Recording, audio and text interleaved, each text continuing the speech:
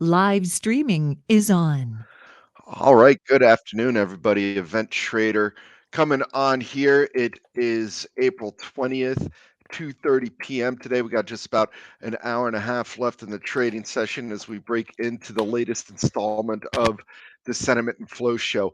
We will be keeping an eye out on the markets, which have been rolling over, rejected at that 41.71 level that we've been talking about, coming in around 41.50. This whole 41.40 to 41.50 area has been a key level of support. Seems like a little volume coming in too. And with that in mind, let's bring in chart trader Brett Manning here and get his take on the intraday action as we prepare for the show. So, Brett, any thoughts on just what we're seeing today in general? This little rollover. Well, it seems like we're basically in Groundhog Day right now. I mean, every day we see this for like 2 weeks to me.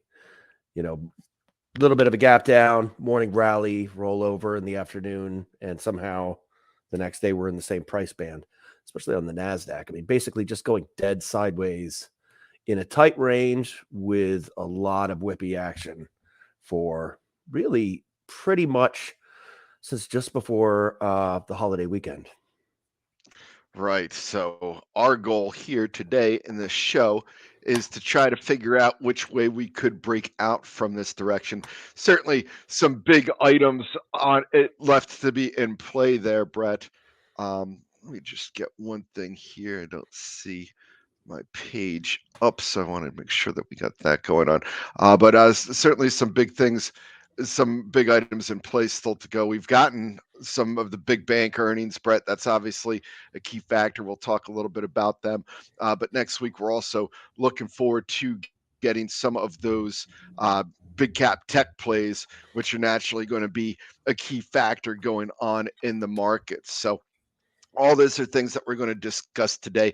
I know we got a lot of new people out there jumping in for the open access. So basically, the gist of this show is Brett and we've both been here at Briefing for about 2 decades, following the markets closely. We've been doing this show for what, about 3, 4 years now, Brett? Yeah, I think so. And About 3 years, and maybe. it yeah, at least, right? And the goal of this show is to take a look at some of the pertinent sentiment data that's out there, also look at some of the recent flow data, and try to ascertain where people are leaning, where the money is, and to get a better understanding of how we could swim with the current instead of against the current, that we don't have bias, be bullish or bearish.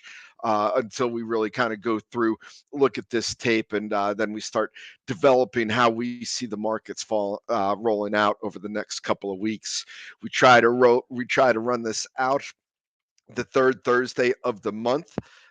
That's our goal. That way, we get one of our favorite things to watch, the Bank of America Fund Manager Survey, which gives us some pretty good information. So, with all that said, let's get underway here, Brett. And one of the key things that we always like to start off with is the AAII data to kind of get an idea of where the individual investor sentiment is.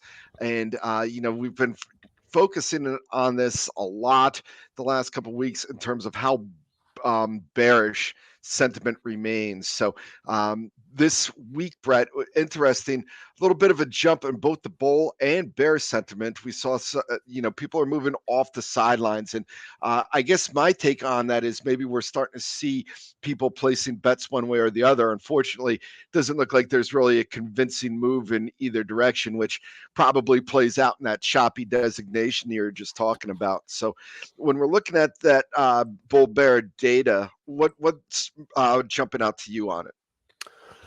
Yeah, so I mean, people need to have a little context here. If you're not used to looking at this particular indicator, I mean, this is something that typically is the long-term average is I think 37 to 38% for bulls, and much lower for bears. And typically, most people are bullish most of the time. And if you look down in that first column on this slide, you see the bulls almost always somewhere in the 20s and a lot of the time in the low 20s, going all the way back to November of last year. And if we could show you even further back, it would look the same going all the way back to the summer. Pretty much we've gone almost a year with some very abnormally bearish sentiment. So we have people kind of stuck in this extremely pessimistic view. And this is a survey. And it basically asks, do you think the market's going to be higher, lower, or roughly the same price 12 months from now? That's the question that all of this is based on. And it's active market participants. And it's been a reasonably good contrarian indicator when it's at extremes over time, especially when it festers at an extreme. So if you see, 19, 21, 20, 19, 22 over the course of 6 weeks or so in terms of bulls, you've really got a strong sense that you're, forming a bottom of some kind. If you see bulls at, 45, 46, 45, 46 over a few weeks, it's pretty tough to sustain a rally under those conditions. It's really giving you a window into how people are positioned. People, generally speaking, and a lot of what we do when we look at sentiment data is we make one particular key assumption. That key assumption is people form their views of the market more or less as psychological cushioning for positions they've already taken. That's the key assumption with sentiment data, is that when you see, if you talk to somebody who tells you the market's definitely going to be higher in a year, odds are that person's already exposed a lot to the market. It's not that they've just come to this conclusion and they're about to call their broker and start buying things. People tell themselves a story that comforts them with risks they've already taken, generally speaking. So this is a window into how people are exposed to the market. If we don't make that key assumption, this data doesn't matter much. But if we do make that key assumption, this data matters a lot. If you see that there really is not a lot of weak-handed long side positioning, and we start to see the news cycle turn much more bullish, you know that there's going to be an enormous amount of buying to come, because people are relatively on the sidelines or short right now. Yeah, and everyone's always looking at extremes. And but one of the things that I was just kind of curious about your thoughts on is, I saw a survey this morning, CNBC was running it, and it was, do you currently trust your banking institution? And 47%, I think, was the number that came in, where people said that they did. Now 65% said that they did back during the great financial crisis. So What are the alternatives, though? Is there like a I don't know in there somewhere? I think it was, Or is it just 53% no? 53% do not Wow. trust their banking institute. Now, right? does it mean trust with? If I With saw their that money. question, do I? If I put my money in, will I get it back? Okay, I'm that was assuming made clear. Not just, do you trust when you talk to your banker that they're going I to tell you don't the know truth the about exact things or something? I don't know the exact wording of it, but Okay. I think the more important aspect that I was just kind of trying to get at Mhm. is, it's 17% lower than where it was during the great financial crisis. And Yeah. I guess the question for you, and we talk about the bullish bearish sentiment that we've been seeing, is there a new normal for sentiment where everybody's just so pessimistic? Either they're watching Fox News and it's falling apart, they're watching MSNBC News and the world's falling apart, whatever the case may be. It just seems like there's a new sense of pessimism out there It could that be. I'm curious, do you kind of need to adjust your models a little bit for understanding what's a historical bullish and bearish sentiment? So those are two different questions, and I think that they can have different answers. Okay. I think it's possible that you've got a new normal, but it's still going to end up playing out as sentiment data plays out. That it's a delay. Like, I don't think that you can get to the point where the data no longer is implying some kind of, I mean, if the world just continues to get worse according to expectations, that's the process. But what I see, generally speaking, is, we've had periods like this before. So there was a period from late 2014 to early 2016 where a lot of the sentiment data was similar to what we see now, quite frankly. And this is the period when we saw, we were coming out of the global financial crisis. We've had something that felt like a cycle to people, and you start to see the commodity side and the industrial side of everything blow up. And this was coming into Brexit, and interest rates were negative everywhere, and we had some inversion in yield curves, and we had a lot of recession calls, and we had a period that was, I don't think it's as dramatic as this, but still, I mean, some of the sentiment data scoring was even more dramatic than we see now. And eventually, when you start to turn the corner in the world, you start to get all of the action that follows that that lack of exposure on the long side, but the market really never took a huge hit. You know what I mean? So, and another period that's I want to talk a little bit more about, that's actually eerily similar to what we see right now on a lot of levels. And I'm not necessarily implying anything by saying this. It's just, if you look and compare, is 1994. And where you've got a lot of bearish sentiment. You've got near record, all-time record. In fact, I think we had all-time record index futures short positioning. And this was the last time you could say that the Fed managed to pull off a soft landing. And we had near record put ownership, near record index futures shorting, and the market just went sideways for a little while and then took off into the dot-com bubble. And valuations were high, and people were bearish because of that, because they saw that there has to be some kind of growth contraction, and valuations hadn't come in yet. All the analysts were bearish and everybody was short, and we went sideways for a year and then took off. So that doesn't necessarily mean that's what's going to happen now. But I would point out that was an era that was predicated on, hey, the internet is just being born, right? And it kind of made it tough to maybe, take, there was sort of a bedrock foundation of capital in the market that was not vulnerable. No matter how bad things are going to get over the next year, I'm not taking this out of the market because we've got this whole new technology era dawning, right? So it really kind of made it tough for the market to sell off. Even when everybody's bearish, you couldn't get those sell-offs, and you just trekked sideways. Even if everybody's loading up short on the institutional side, you never really got the sort of 401k underlying, asset purge, right? Like we saw in 2008, like we saw in 2002.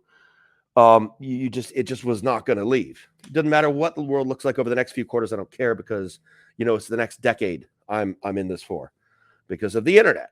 And I mean, you could make a rough case that there's some similarities now in terms of what people talk about when they talk about the future of work, the convergence of artificial intelligence, machine learning, super computation power, kind of really starting to come into being in a full-fledged way as we see these, ChatGPT and Bard and everything like that.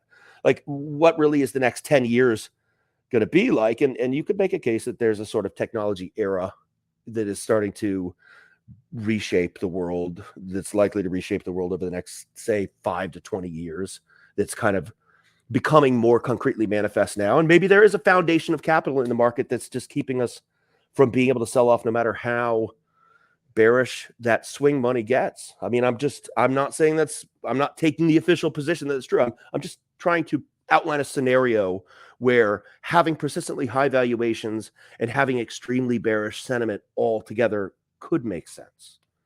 Right. And obviously, it's going to be something we continue to watch. And speaking of, we are keeping an eye out on these markets. We did slip to the week lows down below 41.48, where we hit on Monday. The lows from Friday, before we got all those strong bank earnings, was 41.38. So that's the next big level that we'll be watching. But moving on and talking about the AAII data here, just kind of showing the last 4 weeks, the historical averages that we had been talking There you about. go. Here is a nice encapsulation where you get the bull bear spread, and you can kind of see that it did certainly move in favor from the bulls to the bears there, as the spread is back up to minus 8.4%. Now, it's not as elevated as it was in the middle of February through the end of March. Of course, we did get that one brief recovery there in April. But the point is, of course, the long-term history is not having a negative sign there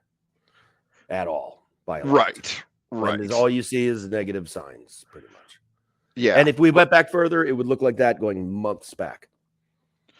Right. So, and then obviously, again, keeping an eye out on the 8-week moving average for bullish sentiment. It really hasn't moved all that much throughout the course of this year. This is going all the way back to January 12th, and you can see just kind of festering in that 25 to 26 level there for the most part. So that's been relatively steady. And again, as Brett was saying, just kind of looking at it in a historical context, one of the things that I think that factors in here, Brett, too, is that people are well aware of what's going on there, and they don't want to seem stupid, if you will, where they're whistling past the graveyard. So I think that there's also a part of this response that probably is of the mindset that, yeah, we know something's out there. We're not stupid. So that way, if something does fall, we can say, oh well, we're cautious on the market the entire time. So, Who but is again, this?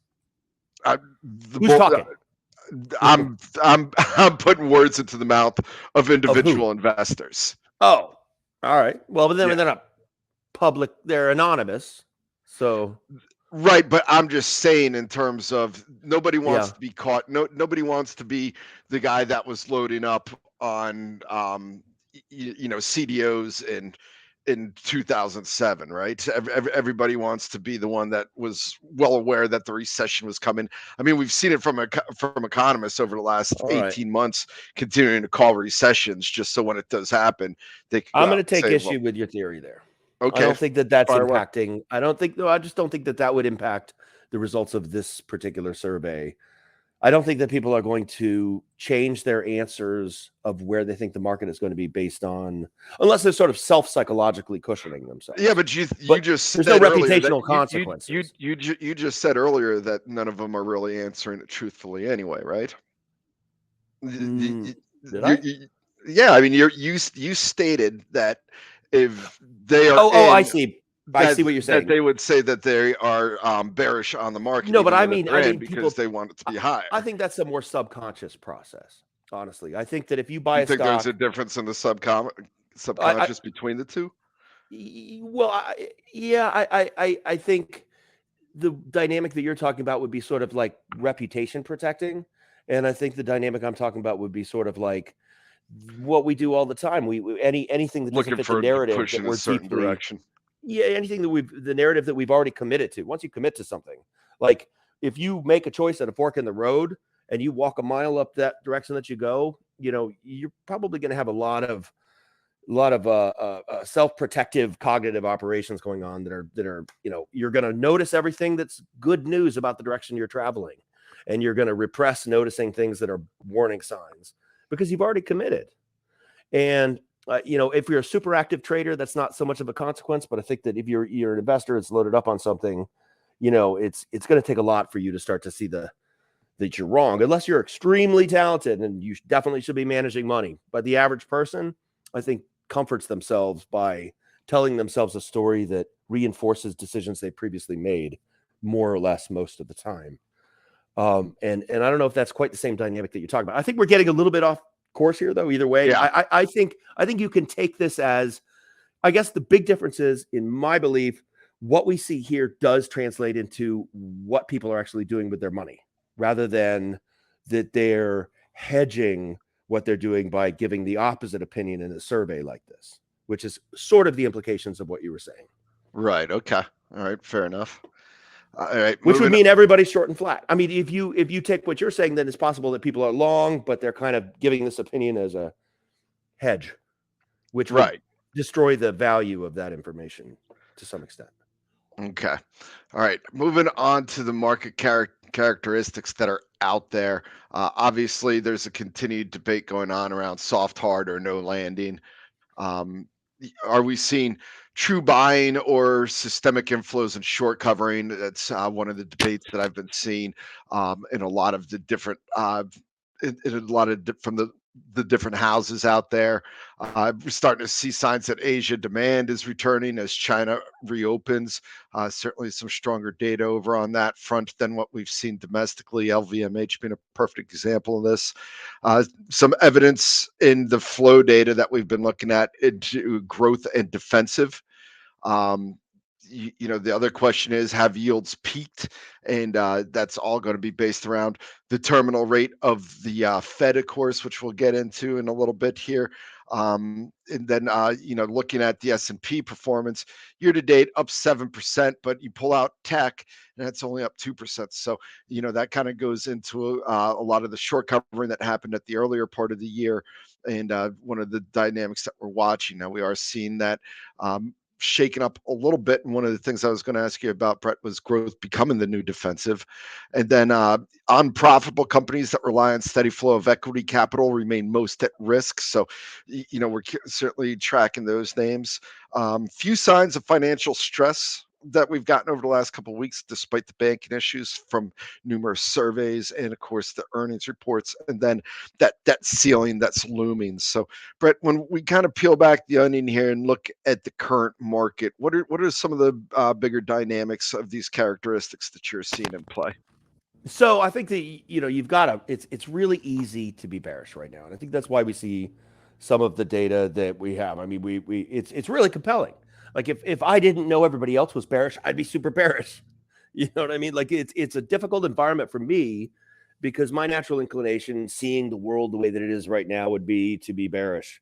And the only thing that stops me from that is my respect for sentiment and positioning data and getting the sense that everybody's bearish. I'm sort of forcing myself to. It's like a salmon swimming upstream to try and buy things at all. But there's a lot of great arguments, and you see that coming through in basically every bullet point here to some extent. One of the things, X Tech, the plus 2%. I mean, Tech was a little bit more beaten up last year, so when you draw the line in the sand at January 1st, you have one picture, but if you just look at like a rolling 6-month window, it's not quite as dramatic. But yeah, I mean, there's so many things that could go wrong here, and we have seen a lot. I think that we did see a big cut into bank lending growth over the last few weeks in the aftermath of what I would say is and we're going to talk about this later, in my opinion, a concluded banking crisis. When you look at the what we talked about last time, when you look at the sort of ratio comparison between the TED spread and the discount window borrowing, it kind of looks like we resolved it in terms of anybody really being constrained directly by the crisis that we had that started with Silicon Valley Bank. But obviously it's impacting credit, the flow of credit, and that's a huge factor. So there's lots of reasons to be bearish. And that's why we see the sentiment data we see. Yeah, and all that is information that we've been seeing playing out on the earnings front from the banks, where they've talked about a little bit of constriction in credit. The Beige Book yesterday had mentioned this, particularly in the New York and San Francisco regions. They were talking about the difficulty of finding credit. And the question is, how's that going to play out in the next couple of quarters? Now, the loan data from a lot of these banks has actually been pretty good for the most part. We saw those mid-single digits for a lot of the big money centers in play, and even the regional banks that a lot of people were concerned about. We'll talk a little bit more about the deposit flows going on when we talk about the crisis, but one does wonder, how this will factor in. We haven't seen too much evidence of it yet from the Q1 earnings reports that we've seen. Certainly some cautious Q2 guidance, but a lot of that's coming from the semiconductor side, and that has more to do with inventory issue than really anything on demand. I mean, certainly the mobile and PC demands, but it's a backdrop of an economy that, like Brett said, is kind of keeping people cautious. And we're going to talk a little bit too about the Fed coming in. But first, Brett, let's talk a little bit about this hedge fund. One thing right before that, just so Yeah. the note that I saw was the small business lending survey. I think it suggested banks are tightening lending by the most ever over the last few weeks. Well, that might be in the survey, but in the commentary that I've Right. been seeing, I haven't seen any. There's certainly been a decline, definitely in the New York region, which is obviously the biggest economic region, and in San Francisco. So you do have that coming in from those two different regions. But when you're talking about the banks and the commentary from the conference call, I can't say that it's matched up perfectly with that SBA Right. Well, that's a good point. lending survey. I mean, most people I'm talking to have certainly seen a pullback in demand on loans, where That's you're a great seeing point too. where you're seeing a lot more just mission critical stuff being put into play, while companies that are looking for, it's the need to haves versus the want to haves and the Right, like which is to quite haves. honestly another sentiment data point. Correct. Exactly. So The turtles. Right, but the basic day-to-day operations, luckily, we haven't really seen a big decline in that. So, what we'll be seeing, I think, a lot in Q2 earnings, Brett, is the two big points that are going to be coming out from there is okay. So, who was mission critical and who wasn't? Which is obviously going to really lead to good stock picking being at the forefront for the winners and the losers. And the other big item is going to be, the semiconductors. A lot of them have been going off the basis that this inventory correction is going to work its way through come the end of Q2. So it's going to be a show me quarter for those two names. But, we'll continue to watch the data coming through from the lending surveys for sure, just to see how things are drying up. But I've been quite interested because I've gone through a number of the transcripts now for these regional banks, and we haven't seen a big precipitous drop off the cliff outside of the two regions, New York and San Francisco, in terms of the lending. So. And so, just real quickly, and I don't want to overextend things, but just I know we've got new people listening today, and I just want to, if I reference the turtles and what Gavin was just saying in those last few sentences, the basic idea is a metaphor that I talk about a lot, and Gavin and I kind of throw into the conversation just as shorthand for a particular dynamic, is based on this notion of this metaphor called Turtle Beach, where there are turtles that control the weather by the degree to which they come in and out of their shell. Normally, you look at it and say the weather's getting bad, and you see the turtles going into their shell, and you think in terms of the turtles reacting to the weather. But it's a useful heuristic to understand the markets and the economy to reverse that and start to think in terms of when one turtle goes into a shell, maybe a cloud passes in front of the sun, another turtle sees that, goes into a shell, maybe it starts to rain a little bit, because risk acceptance and risk aversion are the two sort of primary forces that drive the market and the economy. And so we kind of incorporate this logic a little bit. And when when the turtles are going into their shells, the weather is going to get worse. When people start to take fewer risks, when lenders start to lend less money, when employers start to hire fewer people and fire some people, when people are worried about that and they start to spend less money, this is how you get a slowdown. So when people start to become risk averse, it's a feedback loop that leads to negative outcomes in the economy and in markets. And when you look at how this is playing out right now, it's a classic kind of turtle situation. If we see the lenders really pulling back, that's definitely going to slow down the economy, and people are going to hire fewer people, and then the people who didn't get jobs are going to spend less money, et cetera, et cetera, et cetera. So it works the same way with investors. It's just a shorthand comment. So for anybody, if you hear us say the turtles, that's the dynamic that we're talking about. Sorry, go ahead. No worries, Brett. And also, little known fact: Brett and I actually both wear turtle outfits for this. We do. I'm show dressed as a turtle right now. You got yours on? Of course I do. Of Are you course, in your shell? my Donatello. I'm in the shell. I'm definitely I'm out of the shell. keeping my eye. Oh, you look at you getting the sun. That's I right. like it. All right. So hedge fund Sticking my neck out. positioning. Looks like I got a lot of hedge funds in the shell with me, Brett. When we take a look at this hedge fund positioning, which is a really interesting chart, which is the next slide. So, the question that this obviously raises, when we look at the sentiment data and then we look at this positioning, is the short squeeze in play? And I know that you're a firm believer that you think it is.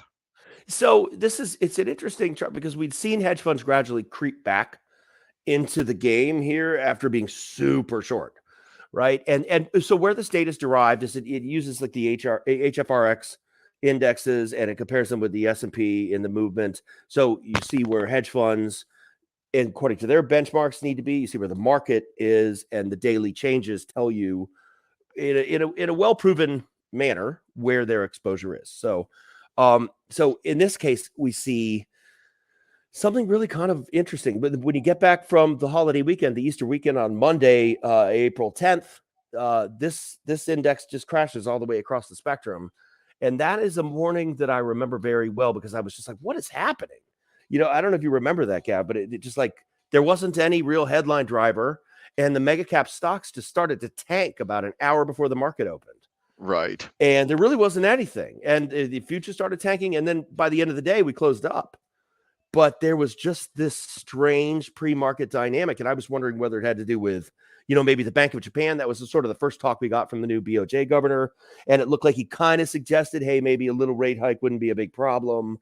And I was kind of flirting with the idea of maybe there's a paradigm shift in monetary policy that's been stably on one side of the spectrum for 2 decades that's starting to shift to a different paradigm, and it's the, whatever, third or fourth largest economy in the world. Maybe that's what it is, but that didn't really make a lot of sense. And I couldn't find any catalyst, but it's just interesting to see that move correlates with this shift almost perfectly in hedge funds exposure. And I don't see this as reactive. Yeah, Maybe it's just kind of positioning ahead of earnings season.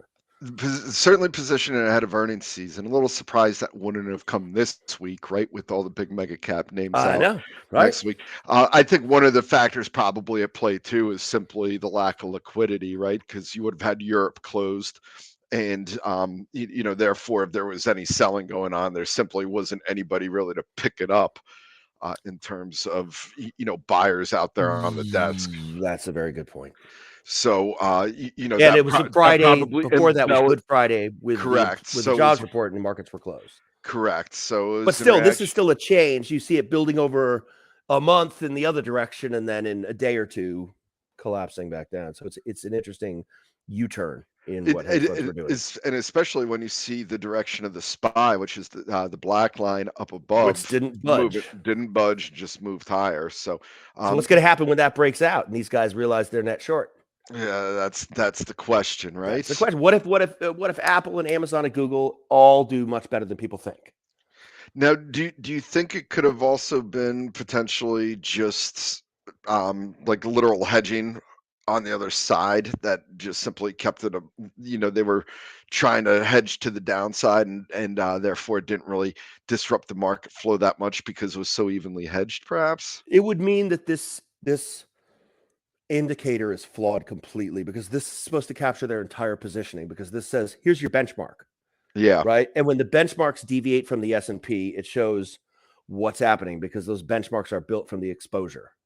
So Now, it shouldn't be vulnerable to that kind of problem, but it's not impossible that the model that produces this data is wrong. I haven't ever seen anything to suggest that, though. now there is the other argument too on this, I suppose, where if you're just looking from the mid-February data into March, where it kind of preceded the decline. So I guess if you're looking for the counter argument, that would probably be it, right? Is there less liquidity out there that would perhaps set up for a trap door for bulls? Well, what's your? Sorry, I'm sorry. I'm looking, if you look from February 23rd to the first week of March 23rd, that decline that March you 20 have in to the hedge 2023. yeah, through 2023, that decline in hedge funds kind of precedes the rollover that you see in the S&P. Well, it goes right Is along what with I'm it, right? I saying. mean, they're basically indexed at that point, as I see it. So if you look at those two things move together, I don't really see one preceding the other. To me, it looks kind of like there's that swing. The peak is for both of them about the same time, and the trough is for both of them about the same time during that swing, right? Am I crazy?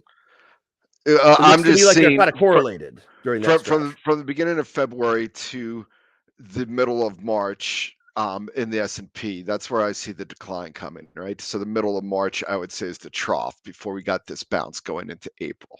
Right. Right. Well, it looks to me like the hedge fund exposure is roughly correlated with the S&P from February to March. Okay. I mean, All right. to me, maybe not. Well, And it's not impossible that it could be that they're right. I just see this big pop up and spike right around when the S&P was troughing in the hedge fund position, which I I guess see. it's So kind of what I'm looking at, right. and just wondering, was that them buying that dip, and now that they've sold it, I guess my concern would be Yeah, flattened out. Yep. we haven't found buyers above 4180 in the S&P, Mhm. or 13200 Right. in the Nasdaq, 34K in the Dow. So do we need? I think we need them to come back in I guess. to get it, and Right. and that would be part of the short squeeze. I guess the question is there enough money on the sidelines that could set off that short squeeze? And I think I know the answer that you would have for that. Well, so you're probably right. So I mean, I would say that the way that we're kind of untangling this, and I like to do this kind of thing. I think it's constructive to think about markets this way. It's sort of my tape model.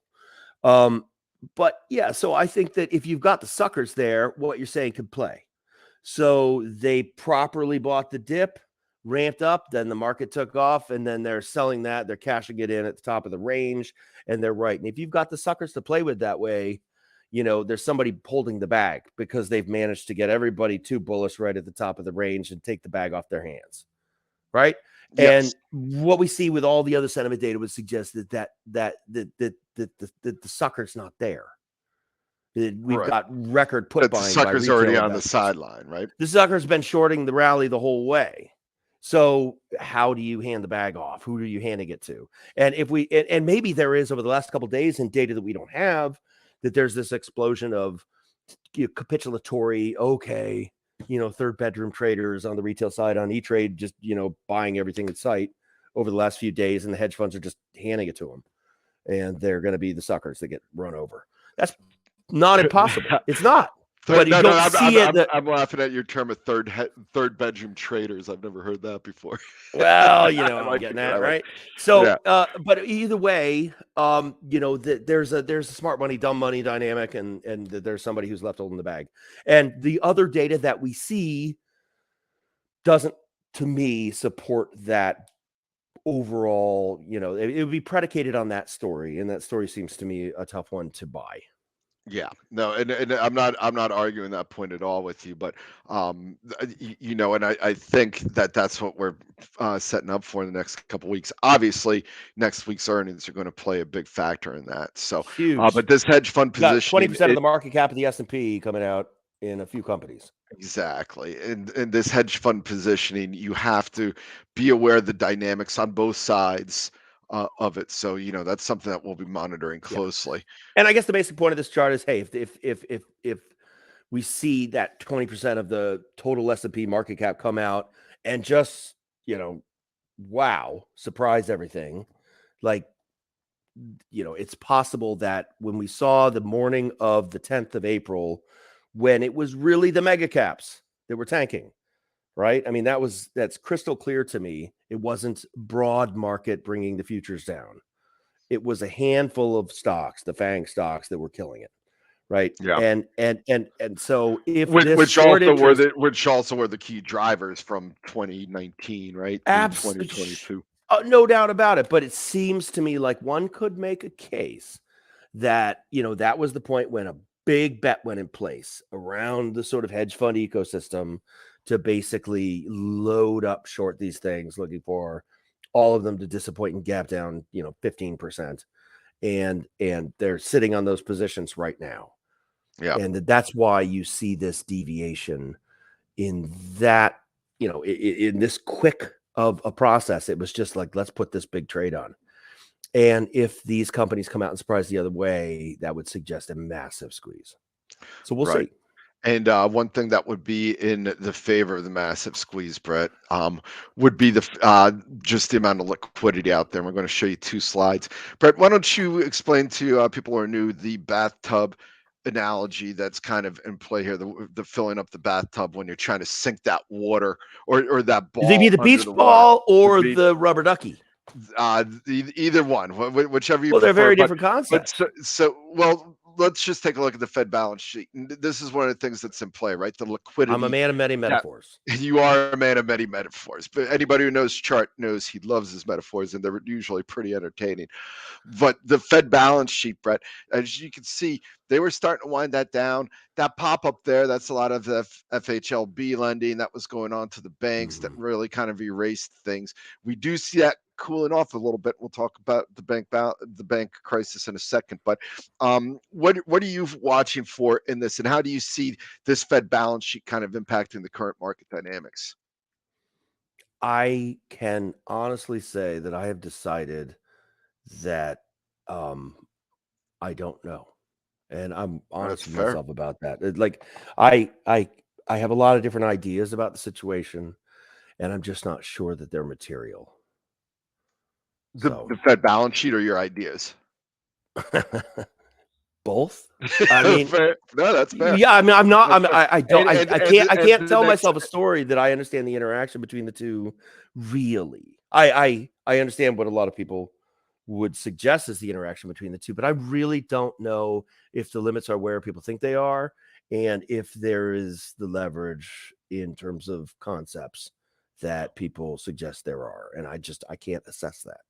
Well, in this next slide, Brett, is M2, which obviously kind of lines up with that Fed balance sheet. And I guess here's my take on the situation with regards to everybody being bearish and all that. There's simply too much liquidity still in the roster for equities to go down. This is the more easy to assess.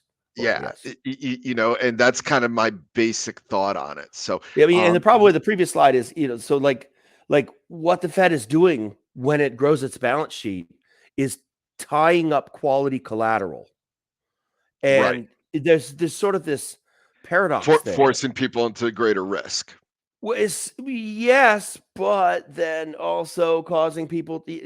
One of the metaphors One of the metaphors that I've used in the past to look at this is like if you imagine seeing a boat on a lake with the sails up and no wind, and the motor going, and suddenly somebody shuts the motor off.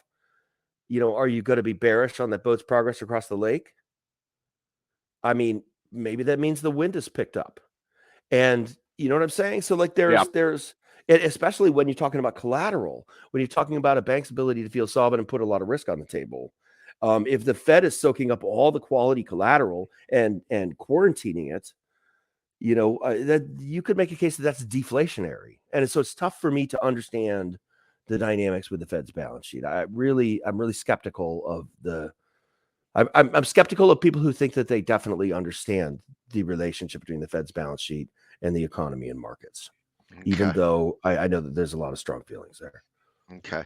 And again, watching the markets here, we are down there. Session lows around 41.43. Again, 41.38 is the Friday lows in the S&P. Core services, ex-housing, Brett. So basically just kind of circling to the Fed, we had some more comments from Mester today. I think, and Brett, I think you would agree that a 25 basis point rate hike is on the table. I think it is, but it shouldn't be. But yeah. I would agree with that take. But one of the key reasons is this core services ex-housing, which again points to the Fed balance sheet, points to the M2 numbers that we're seeing, and just really shows how sticky this inflation is. So you're on board with the 25 basis point rate hike. I'm on board that that's what's likely to happen. Yes. Yeah. I mean, it's not impossible. But you're more on board. You're more on the Evans camp, or not the Evans, the Goolsby camp. That wouldn't hurt to pause and let. I think they know the answer to this. They know, but they just can't do it because it's a credibility issue. And you can't sit here right now and not hike another. It's just such a difficult thing to disentangle. But these things need to sit in the system for a while before they have an impact. And we've just done the fastest hike cycle ever. And second fastest. Second fastest. All right, thank you, Mr. Pedant. But well, we don't want to disturb the grave of Paul Volcker. So. Certainly not. Either way, it's like this is the effects of what has happened have clearly not played through the system yet. Mostly, yes. So you keep piling them on now. It's just like it's like hitting somebody over the head over and over and over again. When you don't have any kind of vital signs reading, like it just, if your goal is to knock him out but not kill him, like, you better watch out. Yeah. And that will definitely be in play. We are down to that 41.38 level coming into that now as we continue to see selling kind of accelerate here. It's just amazing. Every day has looked like this. It's just remarkable. Yeah. Well, this is definitely the most precarious, I would say, in terms of the bulls. Now, bulls have been doing a remarkable job at buying dips, so we'll see. Maybe they're just trying to sucker in for a bear trap here. So but you look at the NQ's chart over the course of the last couple weeks. It's just I mean, it's just bouncing. It's like a ping pong game, right? We're at the one end of the table for Pong, right? So again, just keeping an eye out on it'll this. shift. Exactly. Tough to That's short what into the hole, though, if you think everybody's short, and that's the fundamental problem here. true. All right. Taking a look at the Citigroup Economic Surprise Index, this is kind of giving a little bit of support for the Fed in terms of, econ data hasn't fallen off a cliff despite the talk. Now granted, a lot of it's backward looking. We're going to get some real interesting data tonight and tomorrow, Brett, with the PMI figures coming out. But the econ data has been decent, which is certainly at a minimum given credence to the soft landing crowd. At worst case scenario, though, kind of one of the reasons why the Fed feels like they got to move 25 basis points in 2 weeks. Yeah, right. Sure. I mean, but they're going to see. So lending is slowing. They're going to see economic sentiment slowing. Jobless claims are starting to pick up. Like these are all kind of natural. They need to do something when something is not being done for them, sort of organically within the economy. And there's lots of little signals here that it's off, unless we have a cost push equation that just worsens, like geopolitically or due to the Ukraine situation or something, or maybe due to, OPEC plus or something where there is a geopolitically driven shortage of a number of essential inputs in the economy. Like really raising rates doesn't do much about that in the first place, but you still have to depress demand under those conditions. If those sorts of forces accelerate, and we're not just talking about an excess of demand because of an excess of liquidity, then that's different. But if you're just talking about an excess of demand because of an excess of liquidity, and you start to see all of these the Philly Fed this morning, and there's just been so many different, and the small business lending survey, and so many different little signposts here that, and I see, we talk about these, we talk about different members of the Fed. You and I have had a number of conversations about who's a hawk and who's a dove, right? And we've kind of worked through this notion that it doesn't stay stable. Some people are always a hawk, some people are always a dove, but for the most part, people shift in as the cycle progresses. And I think there's room to suggest that there's another spectrum that's important, which is proactive versus reactive. And so you've got Powell is just, he's a reactive sort of central banker. He was late on everything. He's going to be late on this. This is his style. Let's see the data, and the data will tell us what to do next. And I can understand sort of an empiricist kind of way. The one time he tried to be proactive, he got hammered by the Trump, right? Oh my God, did he? Right. Well, or just hammered by reality. Like, yeah. I mean, in 2019, right? So the Santa Claus crash. Yes. Yeah, and that was weird. He was like, I'm not going to let the market push me around, so I'm going to do this, and then he just got his butt handed to him. Push him around. Yeah, right. I mean, okay, but either way, he's a reactive kind of central banker. Like you look at Bullard. I mean, Bullard's a media ham, but he's the most proactive you could possibly imagine. Somebody wrong, maybe sometimes, but still, he's like. I would think he's got the better track record, right? Oh, I mean, he was out in front of inflation. No doubt about it. But he's proactive. Powell's reactive. So you look at Barkin, he's proactive. Bostic is proactive. Like the people who were saying in the fall of 2021 that transitory was BS and that we need to change this whole thing right now. We called them the Magnificent Seven, if you remember. Like these are proactive central bankers. It doesn't mean that Powell's not a hawk when he needs to be a hawk. It's just he's going to wait until he can see the whites of inflation's eyes or whatever before he's going to start doing that. He's not going to kind of try to get out in front of the turn. And the central bankers differ in that way. And I think that the guy who happens to be running the show right now is super reactive. And so you've got a recipe there for a policy error. So that leads us to our next slide here, expected rate cuts and timings for it. So Brett, let me ask you, are you of the mindset that they'll be cutting rates in 2023? No. Okay. No. Well, a lot are looking for a second half. As we know, we've seen that priced into the CME Fed Funds futures. The biggest ones for Q1 2024 And this slides all into that rollout. Number one, one of the big factors, of course, that you could put in there for Q3 is the debt ceiling, right? That's coming in. I don't know if you've been watching the 3-month auctions as of late, Brett, but they've been terrible. And why is that? Because that's when that debt ceiling is expected to be hit. Try to get a decent 3-month CD right now.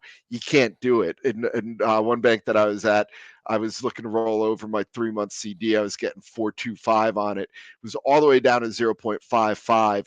But if I went to a 9-month, which would have taken me through that debt ceiling debate, it was 4.5. So I think that kind of factors into it. You just help me understand what I want to do. What's that? That is, man, yeah. What I want to do is I want to see a real game of chicken. That, I mean, I think we've got just enough political dysfunction to do it.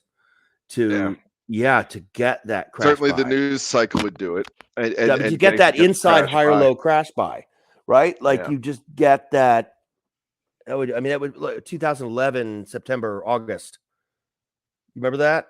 Yes. I mean, right there. It opened up in right in the pocket. Boom. Dow was down 1,000, 1,200 points. Right when S&P downgraded the dollar. Yeah, right? and it was the same issue. And it was this, it's so much worse now. Yeah. So much more compelling to look for that now that there is, you're going to see, Marjorie Taylor Greene in charge of the economy for a day. Yeah. And we've already got everybody short. And if you can just scare some of that 401k money out in a end of the world, US is going to become a third world country, weird delusional moment, and buy that. Yeah. That's going to be just ideal.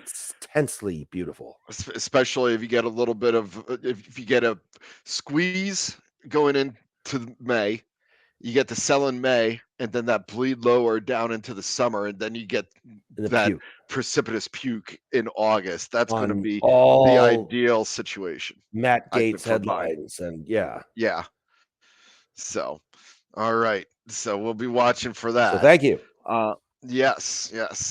Debt ceiling worries. Here we go, Brett. Speaking of the debt ceiling, the cost to insure U.S. debt has been rising. This kind of focuses on everything. We are at the highest level since 2013, which is right in that area. And Brett was just talking about 2011. You could see how high we were back then. Obviously, 2008 being a special situation there. That was the first time we were embarking upon QE, and nobody really knew what to make. Nobody had any idea what that was about. Yeah, exactly. And then, we came up, this was during the European debt crisis. Everybody was taking a look at that debt to GDP 2012 level. Yeah, right. But but the run up into it, but you could see that drop down there in the markets all of a sudden down. But just know that the S&P is going straight up for that drop down. Once you get to that peak in that part of it at 2011 to 2012, if you overlay the S&P, it's just, 2013 was just a monster year for the market. Yeah. And, you can see how that dropped down in CDS. And here we are again, Brett, getting that run up from 2022. A little bit more steady this time, though. Yeah. That's so fun to see. No, it's never fun to see, I suppose, right? But, and again, this is on the CDS for U.S. debt, meaning in order to insure yourself against the default, you are paying out the nose at this juncture. Let's just be clear. This is just political dysfunction in the United States on a chart. Correct. Agreed. And there you have it right there in that debt ceiling number. I thought that this was one of the more interesting ones that we've seen. Okay, Brett, banking crisis is over. 72% say yes. And certainly now this would have been before the earnings. This is from a JP Morgan survey of their clients. Yeah. So, I know, Brett, you've been a pretty big proponent of this was the self-made crisis that was easily printed out of. You're certainly showing it's not me. It's just reality. that says Right. that. And we'll be looking, of course, at the H.4.1 data, but that has definitely been trending in favor of that banking crisis coming to an end. So I suppose that you'd be on board with this. I guess the other flip side of this, though, Brett, is what if they're wrong? Right. Right. I mean, yeah. So I mean, obviously there's a vulnerability there, but again, we see the positioning. So yeah. yeah, and the position of the financials has definitely been improving as of late. That's for sure. But I thought that was interesting that many people, but you can kind of get an idea why we're starting to see financials bubble up here as of late. Well, let me just say, like, so the financial crisis or the banking crisis that we've seen, to me, has already been captured on film in a movie called Austin Powers International Man of Mystery. You ever see that? Yeah. Yeah, where he's driving a Zamboni. Right. And in slow motion. The dude who's like 40 feet in front of him going, no. And it goes back to Austin Powers driving like, 1 mile an hour across the ice and gradually runs him over with the Zamboni. That is this banking crisis. But we saw.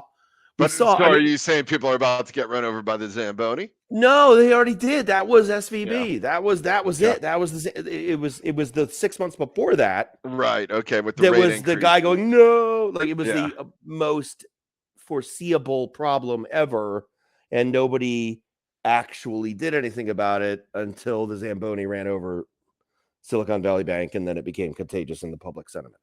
So to me, that's what I saw.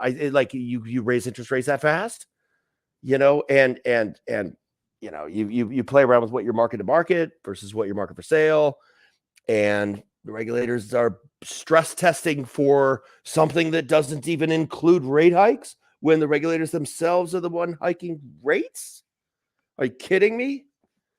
Yeah. That was last summer. Like, what? It was insane to me. Like, it's the most. There definitely seemed to have been a mindset that they just figured that the Fed was going to be completely wrong and have to go back. I guess, but it's what it is though. It's the. I'm going to go with another metaphor here because we've done it before.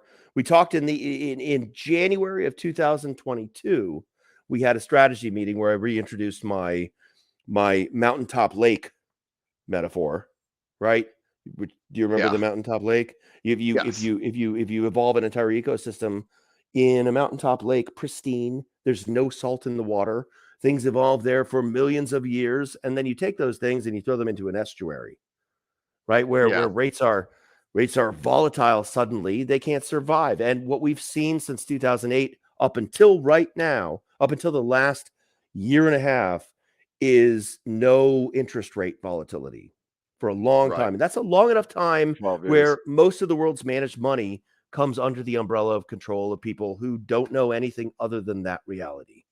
And suddenly you start to you get into the situation where you're going to break something when you start to raise rates because you've got people who just have never contended in that kind of reality. And we're starting to see that. So the people who manage these banks, Silicon Valley Bank, et cetera, they just certainly they don't know how to act. Certainly the new age banks, right, Brett? Well, sure, and that's exactly what got knocked out. Old banks. You got the 29-year-old guy, the running First Republics of the world, the signature $2 billion. banks. He's never seen the fact that interest rates could be anything other than zero, and everything is predicated on that. And there's muscle memory, and the Fed starts to do something, and a million times in his past, every time the Fed has thought they had to do that, it turned out to be the best thing to think that they would be wrong. Right. And now they're blown up.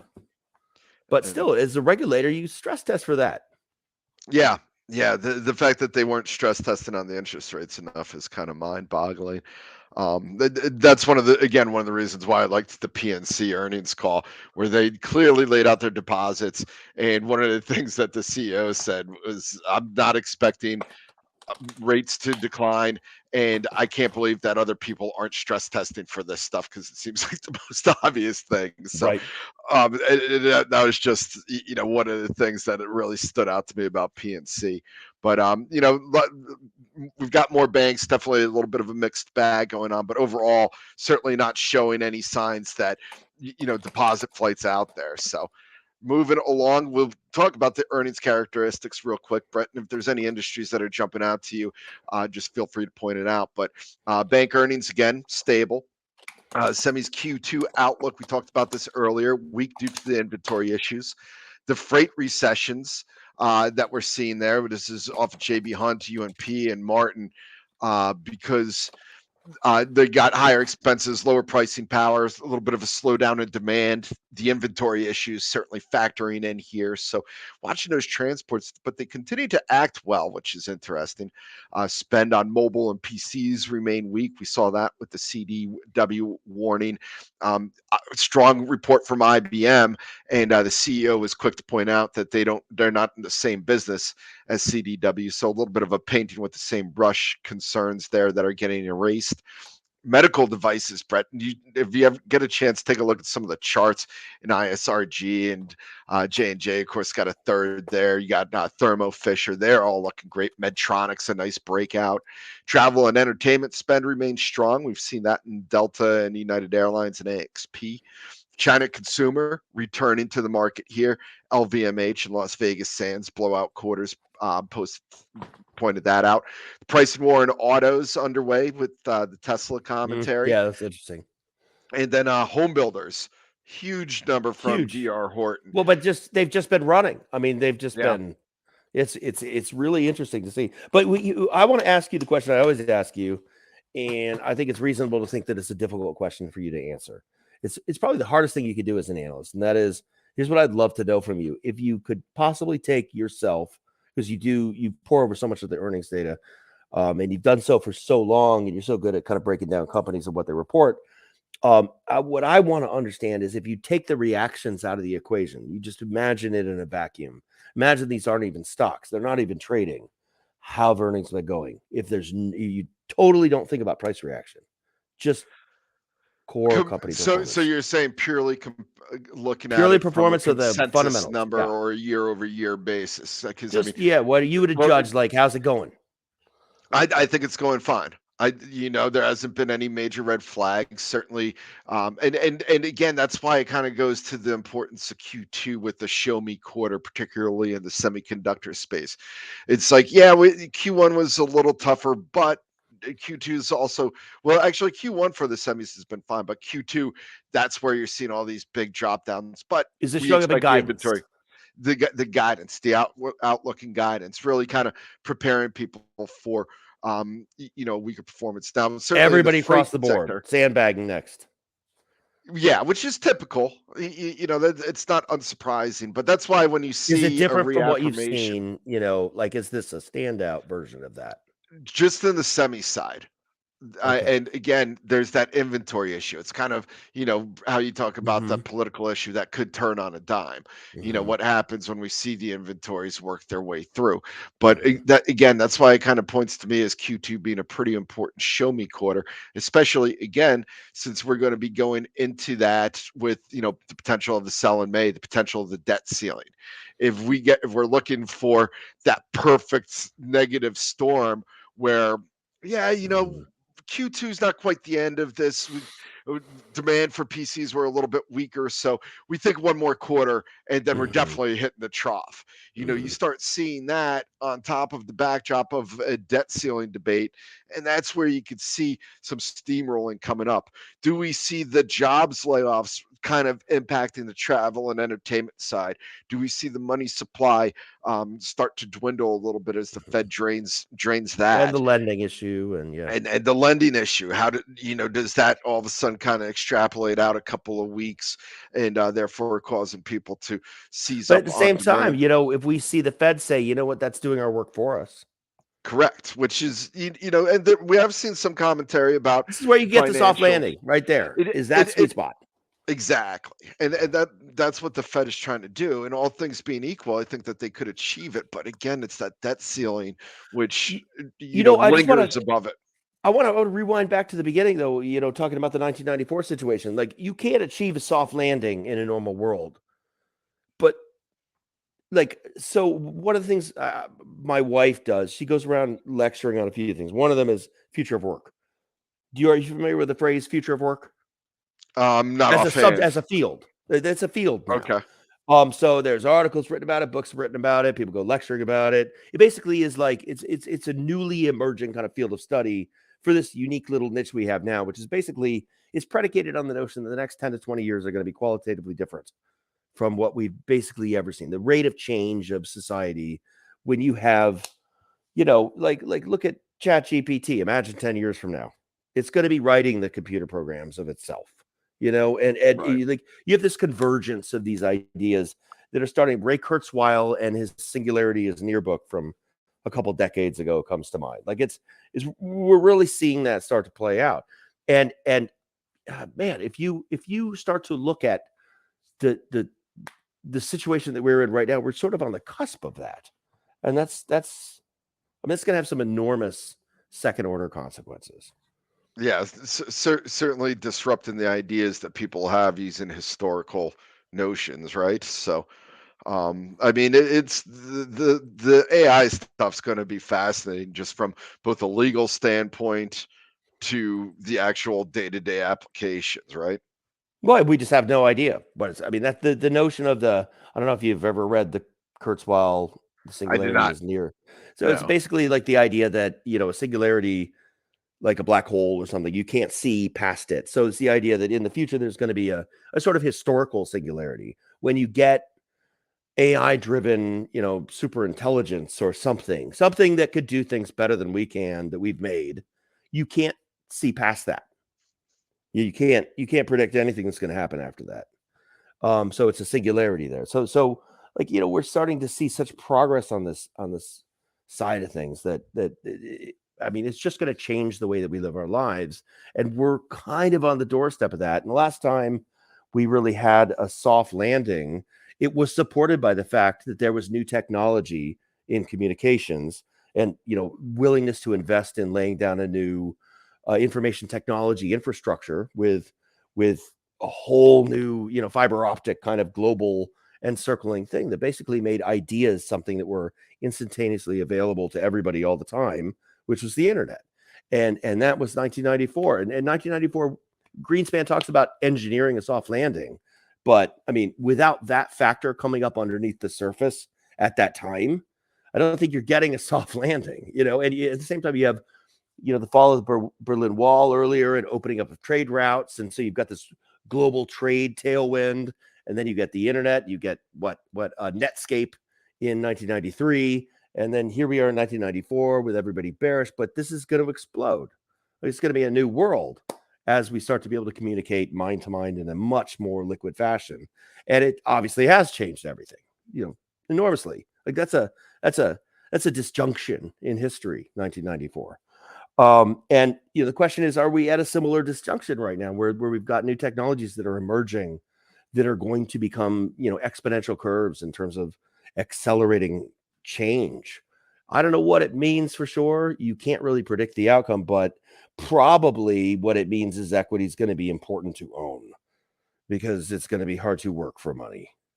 Yeah. And it may just mean that it's laid a foundation, it's a bedrock that's not vulnerable to any news of the day. All right. So I'm going to stay with that story right now, just in terms of that's like, I deep. can't explain otherwise why we Yeah. see this lack of coordination between the sentiment data that we're seeing and the price action that we're seeing. Yeah.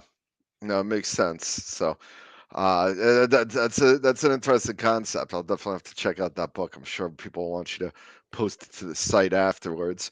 It's not a book. It's like there's tons of them. I mean, it's Oh, future okay. of work. People, you could, if you have like let's say you're on a school board and you want to, every year school boards have to bring in a future of work speaker. Like it's just part of it's like a DEI speaker. Like you need to like understand that, hey, the employment landscape of the future, we can very clearly see right now that 10 years from now it's going to be completely different. And if you're educating people, you need to take into account the fact that there's a whole range of industries that are going to dissolve. Okay. All right. Yeah. No, I mean, it's a concept that, with the AI rolling out, people are going to be looking for information on for sure. So we'll be following that story. Okay, moving on to that Bank of America fund manager survey, Brett. Some of the things that we've seen, most bearish fund manager survey of 2023 is the credit crunch concerns increased. And that's after the rally. And that's after the rally. 63% expect weaker global growth. That's a reversal of the 4 months of improvement that we had been seeing. This is interesting. 80% expect the debt ceiling to be raised, which for my money, Brett, just seems absurdly low. Seen as it's Low. been Yeah, raised you're right. every I thought you were time. going to say high, and I was going to argue No, with you, and then you're right. Yeah, it's way low. no, like the fact, 100%. just the fact that 20% of the people think that How things are could you so look at it bad. that way? Yeah, it's Yeah, ridiculous. but again, it kind of points to that new normal I was talking about in bearish sentiment before, where people are Although just looking at 20% of extremes. people think that, man, I was going to Uh, say something it, political. I'm not going to. yeah, investors most overweight bonds versus stocks since March 2009. I mean, how do you And sell off? yeah, and then rotation into healthcare, staples, and tech, and out of EU, UK energy and financials has been was some of the key themes there. So, Which again, so let's look at healthcare, staples, and tech. You've got defensive and you've got lower defensives. interest rates. Yeah, yeah, which factors in there, obviously. So and the move with the financials, certainly you had the banking crisis going in. So that's one of the And the reasons new why I've been getting. regulations that are sure to come. Yeah, the regulations will certainly be coming down. Everybody's been talking about it on the calls, the new TLAC levels, all that stuff. So, but I also think that's one of the reasons why I've been buying up a lot of these financials the last 2 weeks. Just seems like some opportunity there. So just kind of going through some of these different concepts from the Bank of America Fund Managers survey. We're going to go through a few of the slides. Not all of them are from the survey, but number one just had this equity risk premium in there, which kind of points to why there's so much money going into the fixed income versus the equity side. It just hasn't been advantageous to own equities given the premium that you're given. But again, Brett, you kind of look at this at the sentiment data as more of a buying signal than a selling signal. Would I be understanding that correctly? Well, I mean, part of it is like the relationship to interest rates. So it's just if you go back to what we saw in early 2016, you saw a lot of fixed income money move into equities because the dividend yield was well above what you could get with interest rates. And there's a relationship between where you can allocate your capital. And I don't know whether or not I trust this signal. I mean, do you trust this as a signal? No, but I trust it as kind of a North Star, so to speak, in terms of that people are using it loosely in their 60-40 portfolios. Do they want to be 60-40 or are they looking to go back more towards the more recent norm of 80-20? I definitely view it from that people are certainly keeping an eye on it. Yeah, I'm just saying it's related to what your risk-free rate is. So Right. when you see the risk-free rate as the more volatile function, then any kind of version of distribution of earnings, then that shifts it. Imagine if interest rates were stable and we saw the same exact chart. Yeah.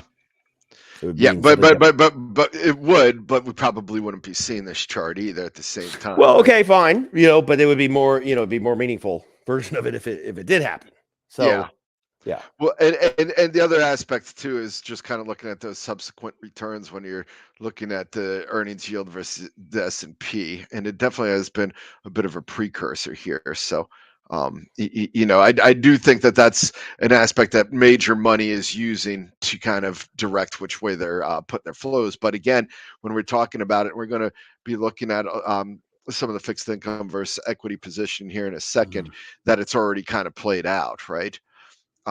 So here's just another read on sentiment. We probably should have had this up with the AAII, but this is from the fund manager survey. You can see just kind of matching up with the bearish sentiment that we saw. This is economic growth, by the way. Yeah. And this is on the economic side, not in terms of where you're, investing. Equity. This is growth expectations. So, matches up with what we're seeing with the equity with the equity outlook, which makes sense. Pain trade, that is up bond yields and bank stocks, right? We've been It's an seeing that interesting one. the to last start. 3 weeks, which Yeah. again is one of the reasons why I've liked the long and the financials.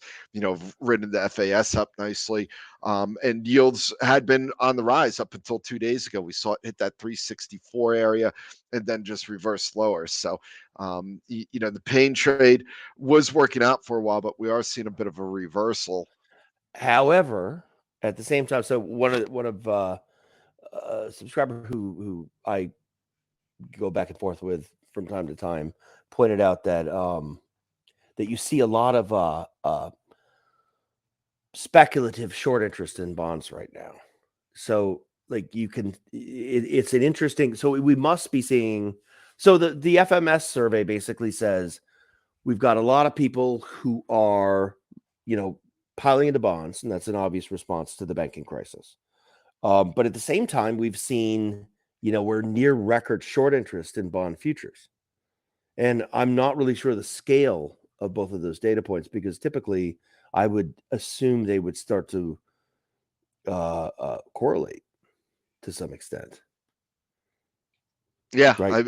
I mean that would make sense, right? So they're at odds right now. And I'm really not sure which one is more important indication. Yeah. All right. So, yeah, no, sorry, I was just looking at something here, but for a second. But yeah, no, we'll definitely continue to monitor that. CFTC data should have updates on that, right? In terms of Absolutely. position. So, something to look for tomorrow. Here's another chart just kind of highlighting the equity first fixed income. This is 3-month flow difference in it, Brett. So, just kind of continuing to build upon that theme we were talking about. Most negative level since the summer of 2020, which is obviously when people were jumping in around the pandemic into some safety there. So, but this is more of an interest rate driver, right? You figure? Meaning that people are more long bonds than stocks. Correct. Yeah. Correct. Just from the positioning. Which is interesting because, and so this, actually, it's really important to point out, to see to see this dynamic developing is like an end of the inflation fear situation, right? I Yeah. mean, it obviously you don't you go to neither, when you're when the primary sort of Damocles is inflation. And so when it's deflationary, when it's a banking crisis, when it's recession, then people pile into bonds out of stocks. But Right. when it's inflationary fear, people pile out of bonds and stocks into cash or some kind of physical good, Right. Commodity. Right. real So, estate, gold, whatever. yeah, that definitely factors in as well for sure. So, but again, towards that equity versus fixed income positioning, definitely still heavily in favor of fixed income. Here's the JP Morgan client positioning, Brett, which kind of lines up with what we've seen on sentiment, where the majority of people are in that 30th to 40th percentile in terms of the amount of risk and investment that they are doing right now. 25% was the highest category, then 22%. Bottom line, you're not seeing people highly invested, so a lot of money's still sitting on the sidelines. It'd be nice to see this with some, in relationship to some historical averages. Yeah, yeah. Well, I'm guessing this is in reaction to where they usually are. I mean, it's equity position or sentiment in terms of historical terms. So I understand what you're Okay. saying. I could probably start tracking it a little bit Right, more. right. So, but I understand what you're saying there, but I think that they are trying to have that matched up against the In other historical words, what we areas. see here is the degree to which something is an anomaly relative to historical averages. Yes. Yeah. So Okay. that's where that stands there. Another one for the overweight bonds here. You can see it's very rare that you're seeing people overweight bonds. Great financial crisis obviously sticks out, and that's kind of the area where we're at right now. And just, it makes you just want to buy the banks. Yeah. But I Yeah, mean, I know the regulations are coming, so it's kind of tough. Or maybe you just buy and I wrote another piece about this. Maybe you buy whatever benefits most from the banks not being structurally handicapped lenders, even though their own equity may be hampered by regulatory structure. And I think it just also pushes people into the money centers that are already have the regulation there. The banks that don't have, well, but they're going to still, don't you maybe not. Do you think they're going to be able to put down a net with holes in it for the Well, systemically? the basic thing that they're talking about more than anything is taking the rules that they had put in place for the money centers and pulling them down to any banks that are in that 100 to 700 billion area. Yeah, so there's no doubt. Yeah, exactly right. You're right. That's what you do. So You just you know, equity of the bank. that's what we saw with the deposit flows, right? They went all to the money centers. So It's you know, basically I'd be just the curious. rich get richer. Yeah, and I mean that And was then part of the argument against they it. buy the rest of the infrastructure. And Well, that's the other question, right? do Do we we have see a big regulations merger? stopping them from consolidating so much? Well, and do we see mergers start to occur? Because Which would be the opposite of the fallout from 2008, right? yeah, and when you look at it, I saw something where I think there's like 42 banks in Canada, and there's like 3,300 banks in the U.S. or something like that. I mean, But wasn't there a lot more before? I mean, there's definitely a wipeout around the Great Financial Crisis for sure. I just mean also, But I mean, our it's still the one country that's so spread out and uses community banks as much as it does. really interesting. Yeah, When you yeah, look at the argument of like, well, we've got too many, we've gotten too consolidated. There's yeah, too few big banks that dominate everything, and we need to break them up. right. And yet, still, that But yet we have the most spread out finance, and that's not even getting into the shadow banking and everything like that. So I just had no idea. Thank you.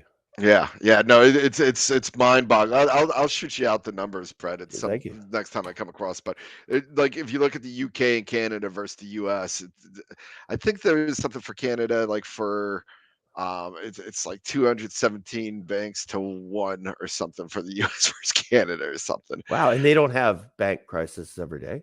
So Yeah. Yeah, I guess you could argue some of the European with Credit Suisse and stuff and Deutsche, but so yeah, anyway, another one on equity position here, JP Morgan client equity position. You can see how low it is, just been trending down since March 2022, which is of course when the rate hike cycle started.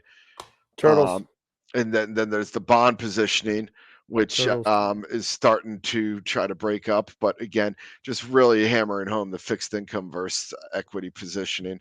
end of Uh, inflation scare. Yeah. here's an interesting thing, Brett. 78% thought the banking crisis was over, yet the number one tail risk is a bank credit crunch and global recession.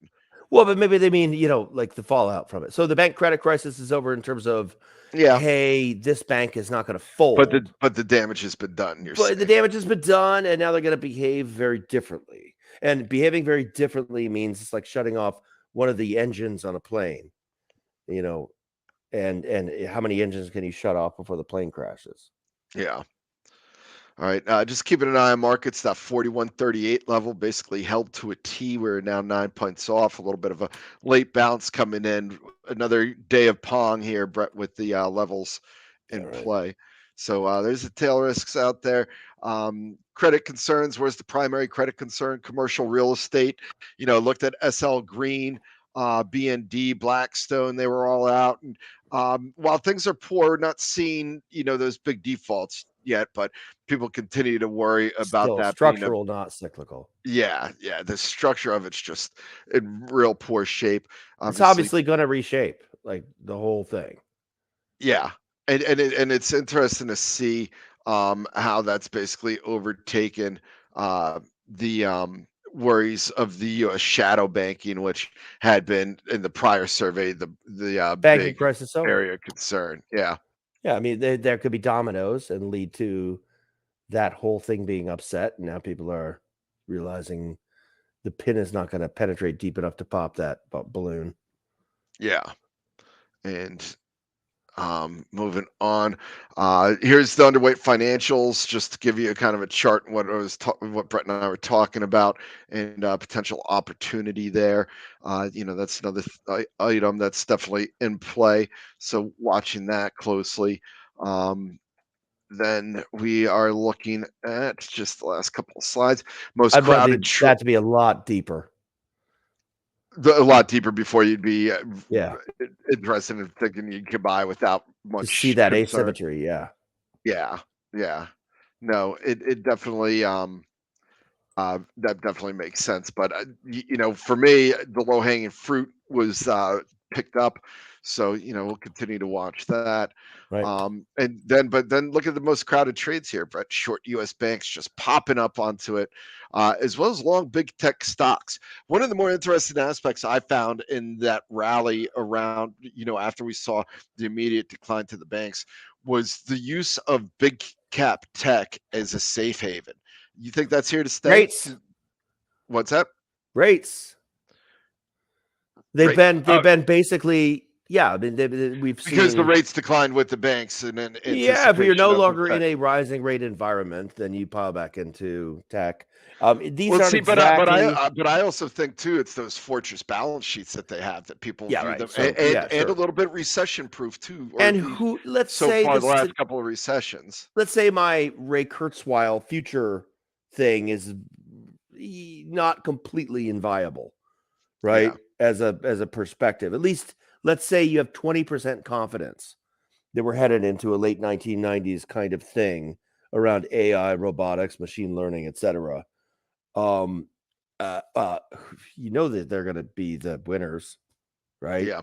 I mean, they're just going to buy up whatever's the winners, and like Microsoft buying ChatGPT, etc. So, like, Right. it's going to be them.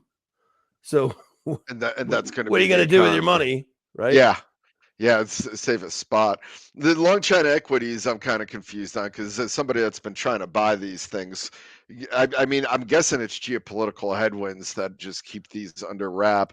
I took a shot at Baidu today, bouncing off the 200. But wait, Uh, so you're saying that's one of the most crowded trades? but again, right, it just doesn't make sense to me. It's got strong fundamentals. It's coming in as the third most crowded trade according to this survey, yet they can't go anywhere. They just go down. And the only thing I If I can look think at of the is Shanghai geopolitical. index, it has been doing pretty well. Oh, yeah, I guess okay. I'm looking at it from a ADR perspective, I suppose, and the FXI has Okay. been doing decently. So yeah, I maybe just from see. an Yeah, I mean, it's not crazy though. I yeah, mean, but it is at new multi-month highs today, highest level since last August, yeah. peaking Okay, up so I above guess I'm going ranges. from an But ADR it's not perspective crazy, here in Baidu and Baba. I mean, those charts all look like crap. right? So short reads popping on there, obviously around the banking crisis. So no surprise there. Big drop in the long U.S. dollar, which sets up for a possible bounce off that 102 area. You got any thoughts on the dollar here, Brett? Well, I mean, long European equities is kind of interesting too, but I mean, the dollar just, like if people are looking around the corner and just saying like they're just not going to be able to maintain the hawkish stance they're in, that we've already piled up enough dynamite outside the door and the wick is lit, Yeah. you're going to put more sticks on that pile. Yeah, I mean, and we've talked a lot about kind of going back and forth between, like, is it US or is it rest of world? And there's that US first into the cycle, first out, rest of world, lagging behind, and you always get this kind of effect in currencies that way. Yeah.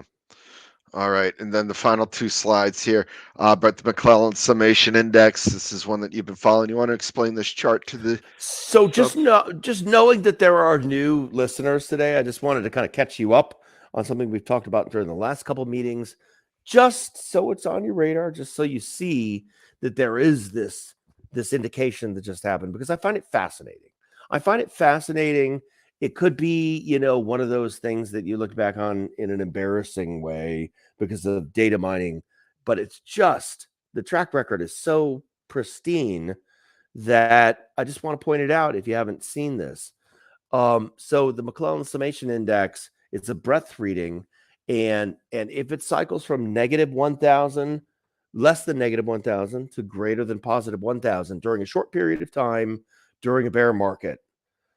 It has an utterly unblemished track record of predicting the end of that bear market going back 50 plus years. And it's not just that when the signal happened, it's never been wrong. It's also that every single bear market has been followed by this signal. So it's both sides. It's never been wrong when it's happened, and it's happened every single time. It is 1-to-1 ratio with recoveries from bear markets. And it just happened a month and a half ago. We got the signal, the red dot. The red dot does happen sometimes when you're not in a bear market, but I don't see that as being really something that discounts the value of understanding this is happening.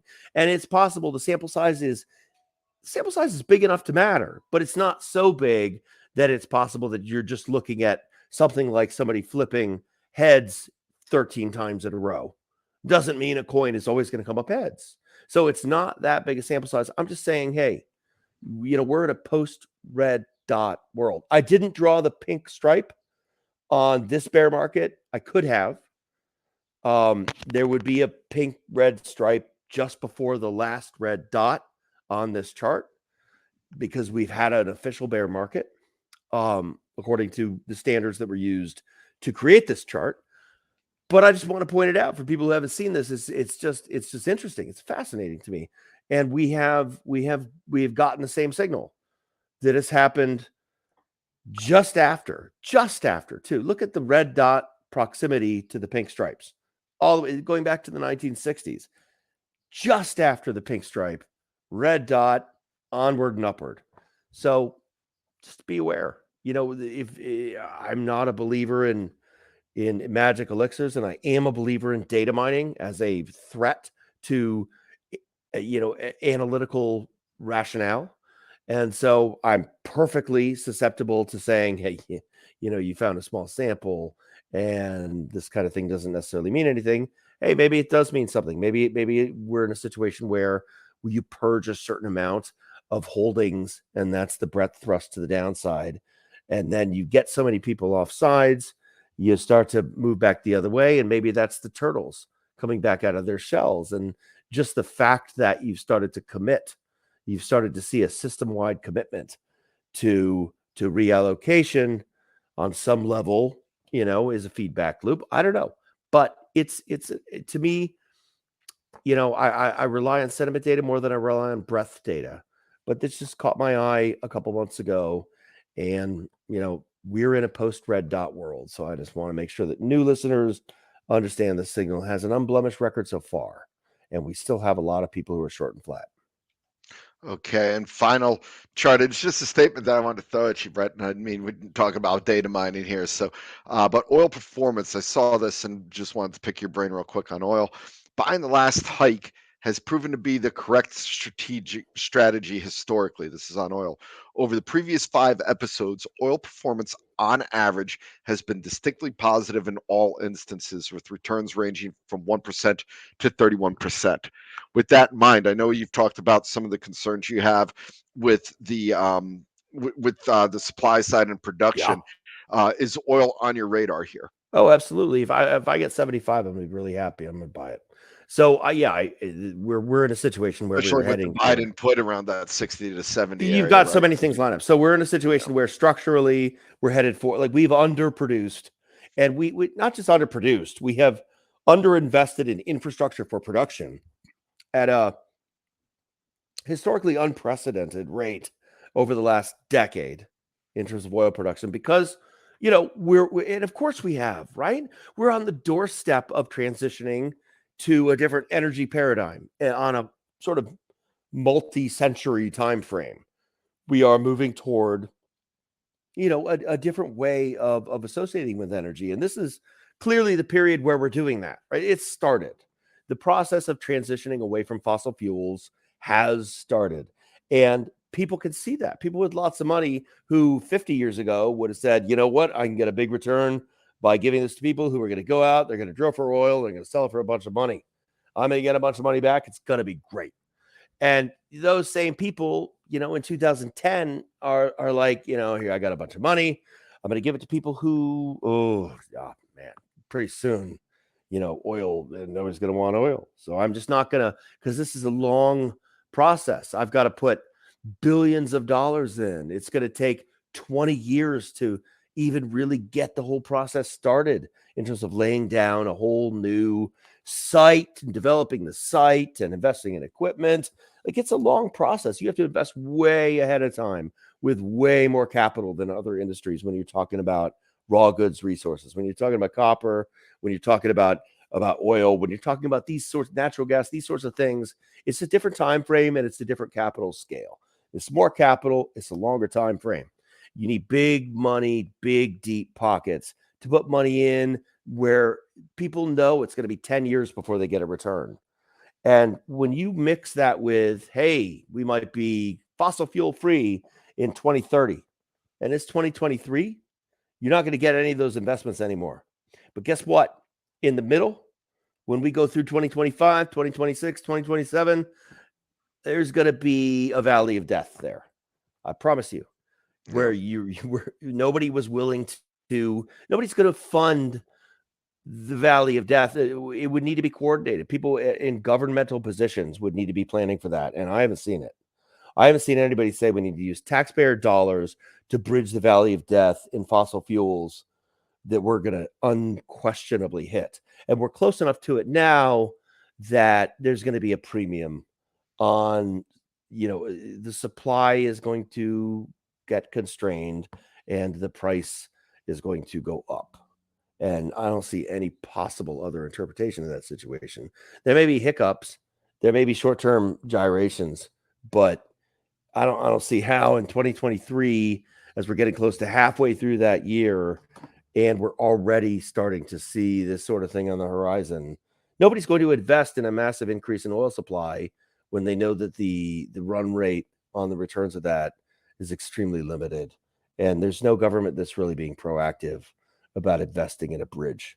And the only result of those two concepts is a big spike in energy prices. And it's problematic. It's going to be bad. All right, let's circle back then. We're going to wrap up here. We are obviously through the close. We ended up closing just above 41.50 on that last squeeze off the 41.38 level. But Brett, as we took a look, obviously sentiment remains extremely bearish out there. Positioning still suggests that money remains on the sidelines. Looking at some of the hedge fund data and the JP Morgan positioning numbers, Bank of America as well. So there is in line the potential for a short squeeze. Big bank, big tech earnings next week are going to factor into that sentiment largely, but there is the ability for the markets to rally higher from here despite a wall of worry that's in front of it.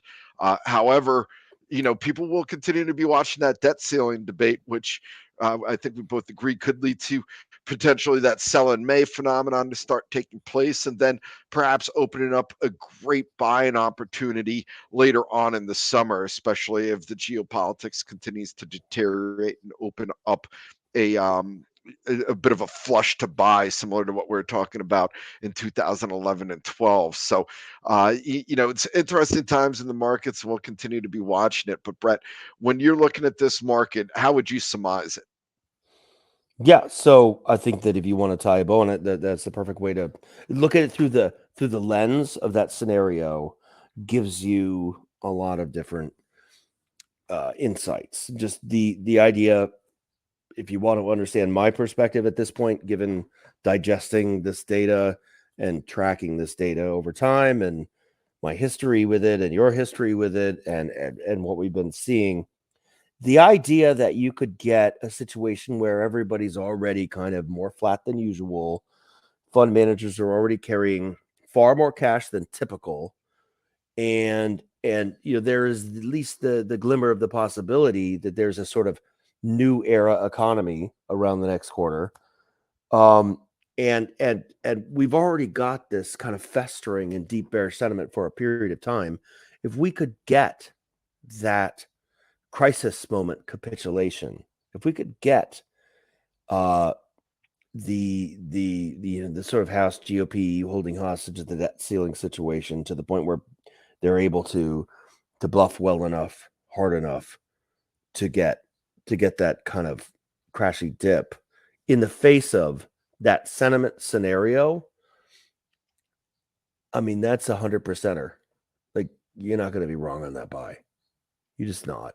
Like that's a thing that's going to work. If you see dislocated price action on headlines related to that in this sentiment context, it's not going to be wrong to buy into it. And it's going to be something that's very easy to lever up on. And I honestly, just from a personal trading and market participation standpoint, that would be the most perfectly gift wrapped setup that I could imagine.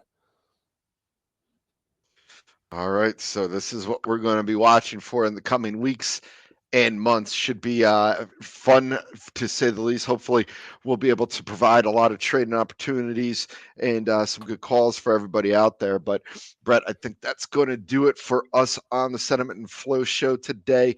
Always appreciate getting your thoughts on the air here. So look forward to hearing more from you and watching your commentary as this unfolds. So you take care of yourself out there. Everybody have a great afternoon. We'll be talking to you later. I'll be circling back around in a couple minutes just to go through some of the after hours earnings. But no, you're not getting off that easy. I just want to remind everybody that Gavin made a call in our last Sentiment and Flow show that needs to be recapped. Do you remember? Which one was that? Which one was that? Aliens are going to invade the solar system and blow up the sun. You said it. Well, and it's still to come. Gavin said it. So that's it. That's where we're headed. Well, it'll definitely help drive those oil prices up if we got. Well, it's going to be bad for solar. Exactly. Just one more factor of the oil prices that came in. So, but yeah. I still stand by that, but we'll see. Good man. All right, Brett, you take care of yourself. All right, Everybody buddy. out there, have a great one, and we'll talk to you soon. Hey, take care. Okay.